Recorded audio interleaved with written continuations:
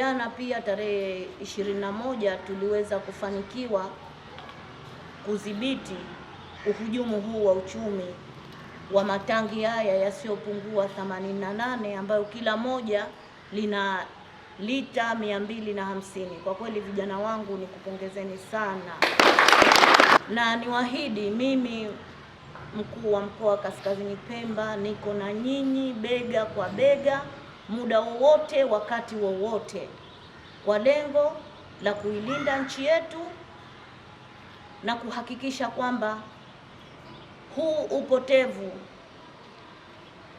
wa mapato ya nchi yetu basi kwa pamoja tunaweza kuyadhibiti.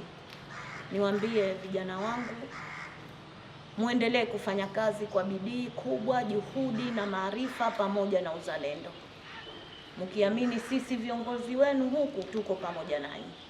Na mimi pia niendelee kumshukuru Kamanda Bakari. Hakujua kwamba mie labda ni bosi nibakie ofisini. Baada ya tukio kutokezea, yeye mwenyewe alikuja kushirikiana na nyie vijana. Sisi ndani ya mkoa wetu tunatambua kwamba tuna bandari bubu nyingi sana, na niwaambie wale wote wahujumu wa uchumi wa nchi yetu kwamba sisi tumejipanga vya kutosha kuhakikisha kwamba bandari zote bubu tunazidhibiti, na huu ndio mfano na ndio uhalisia. Na niwaambie serikali ya mkoa, hatutomuonea mtu, lakini hatutomwacha mtu yoyote yule ambaye atavunja, atakiuka sheria ya nchi yetu. Amesema Kamanda Bakari, sisi tuko macho.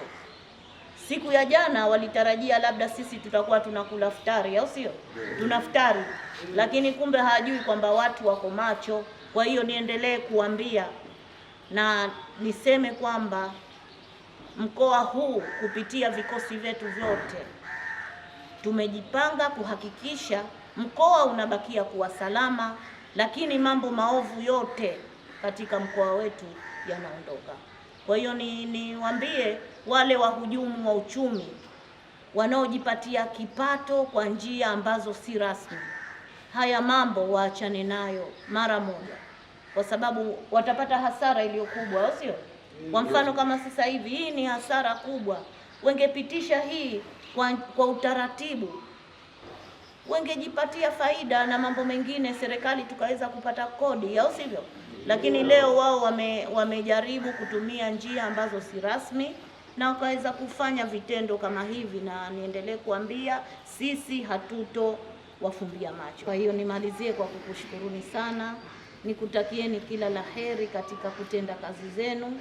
Kama nilivyoambia, juhudi, bidii na maarifa ndio yatakaotufanya sisi mkoa wetu tuweze kujenga zaidi. Tuondoeni muhali, tusimuonee mtu, tusimdhulumu mtu, lakini tusikubali mtu akavunja sheria za nchi yetu.